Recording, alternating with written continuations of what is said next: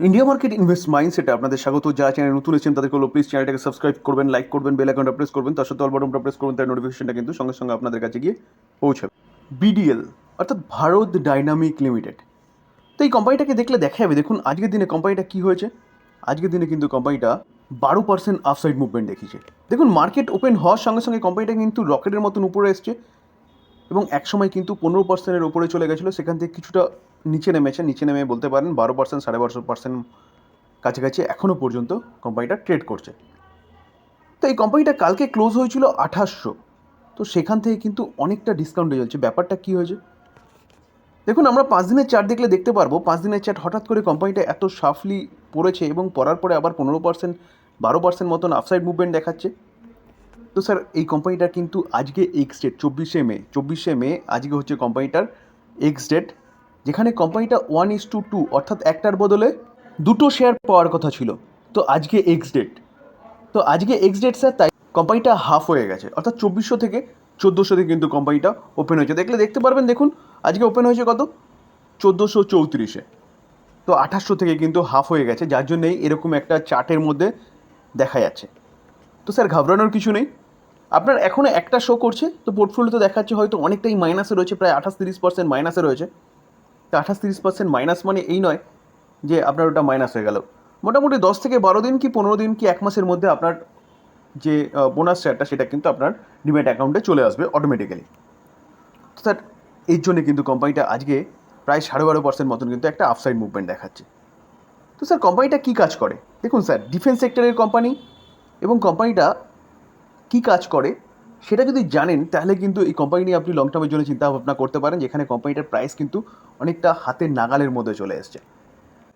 দেখুন Bharat dynamic is one of the Indian manufacturing, কিসের জন্য ম্যানুফ্যাকচারিং করছে, মিসাইল সিস্টেম। তো মিসাইল সিস্টেমটা কিন্তু এয়ার টু এয়ার বলুন, গ্রাউন্ড টু এয়ার বলুন, এয়ার টু গ্রাউন্ড বলুন, যতগুলো মিসাইল সিস্টেম আছে না, সব মিসাইল সিস্টেম কিন্তু এই কোম্পানিটা তৈরি করে। স্যার লোগোটাও কিন্তু সেই কথাই বলছে। এই যে ভারত ডাইনামিক কার আন্ডারে, ministry of defence, government of ইন্ডিয়ার আন্ডারে। তো স্যার আগে কি হতো, আগে ডিফেন্সে যেসব ইকুইপমেন্টগুলো দরকার হতো, মিসাইল বলুন, এয়ারক্রাফট বলুন, এয়ার ক্যারিয়ার বলুন, যতগুলো যা কিছু দরকার হতো ম্যাক্সিমামটা কিন্তু কী করা হতো, ইম্পোর্ট করা হতো।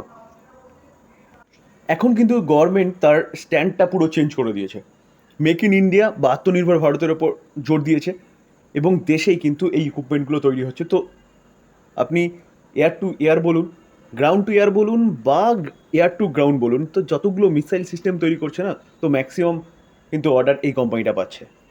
তার জন্যই স্যার আমরা যদি কোম্পানিটা রিটার্ন দেখি তাহলে দেখলে দেখা যাবে, দেখুন 1 বছরে কোম্পানিটা 48%, যদিও এখনও অ্যাডজাস্ট হয়নি, তাও দেখলে দেখা যাবে দেখুন 5 বছরে 400, এর বেশি দিয়েছে, কারণ অলরেডি কোম্পানিটা স্প্লিট দেওয়ার জন্য 28%-এর কাছাকাছি কিন্তু নিচে চলে এসছে।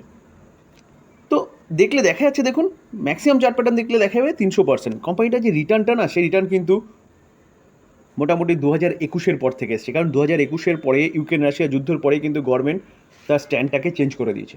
তো এই কোম্পানিটা অনেকটা নাগালের মধ্যে পাওয়া যাচ্ছে। তো এই কোম্পানিটা নিয়ে কিন্তু আপনি চিন্তাভাবনা করতে পারেন লং টার্ম ইনভেস্টমেন্টের জন্য। দেখুন টাটা পাওয়ারকে দেখলে দেখা যাবে কোম্পানিটা কিন্তু আজকের দিনে 0.49% একটা আপসাইড মুভমেন্ট দেখিয়েছে। কোম্পানিটা আস্তে আস্তে স্লোলি কিন্তু কোম্পানিটা তার 52 খায়ের দিকে আবার এগিয়ে চলছে কততে, 451-তে। কোম্পানিটা হাই মেরেছে কত, 464। তো 464 দিয়ে কিন্তু আস্তে আস্তে কোম্পানিটা এগোচ্ছে। তো হেভি রিসেন্ট যখন মার্কেটের মধ্যে গিরাওয়াট এসেছিলো, তখন এই কোম্পানিটা কিন্তু বিদেশি ব্রোকিং হাউস যারা রয়েছে, যেমন নামুরা বলুন, মর্গান স্ট্যানলি বলুন, তারা এই কোম্পানিটাকে অনেকটা ডাউনগ্রেড করেছিল। তো 240 টার্গেট দিয়েছে মর্গান স্ট্যানলি, 297 টার্গেট দিয়েছে সম্ভবত নামুরা। তো এরকমভাবে কিন্তু টার্গেট দিয়েছে। আমি এগুলো নিয়ে আলোচনা করেছিলাম আর তখন বলেছিলাম যে কোম্পানিটাকে ভাঙার চেষ্টা হচ্ছে। তো এইভাবে কিন্তু তারা ভেঙে, ভালো কোম্পানিগুলোকে ভেঙে সেখানে নিচে থেকে এন্ট্রি নেওয়ার চেষ্টা করে। তো আইসিআইসিআই সিকিউরিটিস, যে Indian broking house, domestic broking house, তারা কিন্তু এই কোম্পানিটাকে আপগ্রেডই করেছে এবং 490 হচ্ছে টার্গেট দিয়েছে। তো স্যার ভালো কোম্পানির বিজনেস কী করে, কোম্পানি বিজনেস করে হচ্ছে যে কোম্পানির পুরনো বিজনেস, পাওয়ার জেনারেশন, ট্রান্সমিশন, ডিস্ট্রিবিউশন, সেটা তো করছেই, যেটার ডিমান্ড এখন কিন্তু তুঙ্গে। কেন বলছি, কারণ এখন গরমকাল, তো সামার সিজনে কিন্তু পাওয়ারের ডিমান্ড সবসময় বেশি থাকে। তো এই কোম্পানিগুলো সেই ডিমান্ড ফুলফিল করার চেষ্টা করছে। তার পাশাপাশি কোম্পানিটা কী করে, কোম্পানিটা রিনিউয়াল সেগমেন্টে কাজ করে, সোলার রুফটপ বলুন, সোলার এনার্জি বলুন, সেটা নিয়ে কাজ করছে। One of the best player হচ্ছে রিনিউয়াল সেক্টরে সোলার রুফটপ বা সোলার এনার্জি বলুন। তো সেইখানে তো কোম্পানি কাজ করছি, তার সাথে তো কোম্পানিটা কিন্তু চার্জিং স্টেশন নিয়েও কাজ করছে। তো এই যে বিজনেস দুটো না, যেটা লাস্ট দুটো বললাম, যেটা চার্জিং স্টেশন বলুন বা রিনিউয়াল সেগমেন্টে বলুন, এই দুটো কিন্তু ফিউচার ওরিয়েন্টেড বিজনেস। তো এই কোম্পানিটা এভারগ্রিন স্টক, এই কোম্পানিটা কিন্তু আপনি চোখ বন্ধ করে ভাবতে পারেন বা ইনভেস্টমেন্ট করতে পারেন, যেটা হচ্ছে অ্যাটলিস্ট 2050-এর জন্য। 2050 কেন বললাম, কারণ গভর্নমেন্ট 2050-এর মধ্যে 50% পাওয়ার কিন্তু রিনিউয়াল সেক্টর থেকে জেনারেশনের কথা বলছে। তো এই company one of the best company. তার পাশাপাশি চার্জিং স্টেশন, সেখান থেকে কিন্তু কোম্পানির রেকারিং ইনকাম কন্টিনিউয়াসলি আসতে থাকবে। তো এই কোম্পানি নিয়ে কিন্তু একটা ভালো নিউজ পাওয়া যাচ্ছে। চলুন নিউজটা কী পাওয়া যাচ্ছে সেটা দেখি। দেখুন, এই আর্টিকেল দেখলে দেখতে পারবেন যে টাটা পাওয়ার কী করতে যাচ্ছে, 1 billion loan for clean energy project. তো ক্লিন এনার্জি প্রজেক্টের জন্য কিন্তু 1 বিলিয়ন লোন এর কথা বলছে। দেখুন, the unit of tata group, তো টাটা গ্রুপের হচ্ছে একটা লার্জেস্ট কংগ্লোমারেট কোম্পানি হচ্ছে ভারতের মধ্যে। তো এই যে গ্রুপটা, এই গ্রুপটা কী করছে, কথা বলছে lender including State Bank of India, ইন্ডোসিয়ান ব্যাঙ্ক, এক্সিস ব্যাঙ্ক এবং আইসিআইসিআই ব্যাঙ্কের কাছে সাথে, কিসের জন্য, লোনের জন্য। দেখুন, এই আর্টিকেল দেখলে দেখতে পারবেন যেখানে আদানি গ্রিন এনার্জি এবং রিলায়েন্স ইন্ডাস্ট্রি কিন্তু কন্টিনিউয়াসলি কাজ করছে রিনিউয়াল সেক্টর নিয়ে। তো টাটা পাওয়ার এই কোম্পানিটাও কিন্তু কী করতে চলেছে, near 4-fold growth in its renewal generation capacity by 2027-এর মধ্যে। যেখানে টাটা পাওয়ার লোন নিচ্ছে কিসের জন্য, লোন নিচ্ছে তার বিজনেসটাকে বাড়ানোর জন্য। তো সেই জায়গায় দাঁড়িয়ে sir evergreen stock, company continuously চেষ্টা করছে যে কোম্পানির বিজনেসটাকে বাড়ানোর জন্য। তো এই জায়গায় দাঁড়িয়ে কিন্তু এই কোম্পানিটা আপনি চিন্তাভাবনা করতে পারেন লং টার্ম ইনভেস্টমেন্টের জন্য, যেখানে ম্যানেজমেন্ট বলেছে FY25-এ কত 20,000 crore কোম্পানিটা কিন্তু কী করতে চলেছে, ক্যাপেক্স করতে চলেছে, যেখানে 50% অর্থাৎ 10,000 crore কী করবে, 10,000 crore তারা রিনিউয়াল সেগমেন্টে কিন্তু খরচা করবে। তো স্যার এই কোম্পানি নিয়ে কিন্তু আপনি চিন্তাভাবনা করতে পারেন লং টার্ম ইনভেস্টমেন্টের জন্য। স্যার ভিআই অর্থাৎ ভোডাফোন আইডিয়া, আজকের দিনে দেখলে দেখা যাবে কোম্পানিটা কিন্তু এখনও পর্যন্ত 8%-এর উপরে ট্রেড করছে। কোম্পানিটা 15.20 চলে এসছে। তো স্যার কোনো এক সময় 10%-এর কাছাকাছি কোম্পানিটা চলে গেছিলো, তো এখন কিছুটা বলতে পারেন নিচে এসছে। তো এই কোম্পানিটা হঠাৎ করে এতটা আপসাইড মুভমেন্ট কেন দেখালো?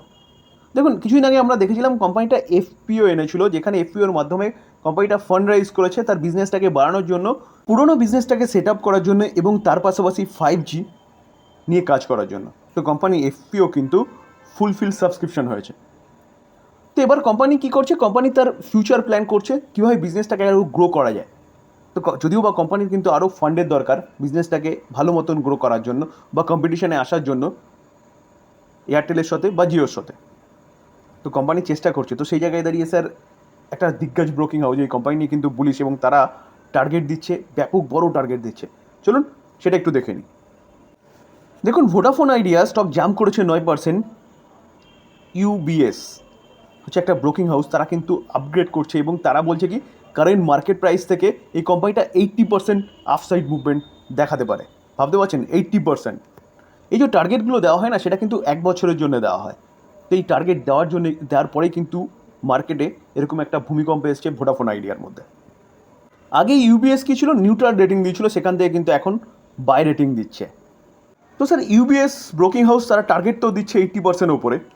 তো স্যার আপনি স্বাধীনভাবে চিন্তাভাবনা করবেন এই কোম্পানিটা কি সেই জায়গায় যেতে পারবে বা কোম্পানিটা কি রিকভারি করতে পারবে। কারণ কি দেখুন, কোম্পানিটা কিন্তু আস্তে আস্তে দুটো কোম্পানি আস্তে আস্তে একদম পুরো তলানিতে থেকে গেছিলো। যদিও বা গভর্নমেন্ট চেষ্টা করছে যে কোম্পানিগুলোকে বাঁচানোর, কারণ ডিওপলি বিজনেসটাকে বন্ধ করার জন্য, তাও কোম্পানিটা ফান্ড রাইজ করছে, সব ঠিক আছে। কিন্তু স্যার কোথাও যেন একটা খটকা লেগে যায়, এই কোম্পানিটা কি সেরকম জায়গায় পৌঁছাতে পারবে। তো এটা মাথায় রেখে কিন্তু আপনি চিন্তাভাবনা করবেন। ভালো একটা নিউজ পাওয়া যাচ্ছে, তো ব্রোকিং হাউস আপগ্রেড করছে, মানে এই নয় যে কোম্পানিটা এখান থেকে রকেটের মতন উপরে ছুটবে বা সেই জায়গায় গিয়ে পৌঁছাবে বা কোম্পানি তার বিজনেসটাকে রিকভারি করতে পারবে। কোম্পানি চেষ্টা করছে, গভর্নমেন্ট সহযোগিতা করছে, সব ঠিক আছে। কিন্তু স্যার এটা মাথায় রেখে কিন্তু এই কোম্পানি চিন্তাভাবনা করবেন।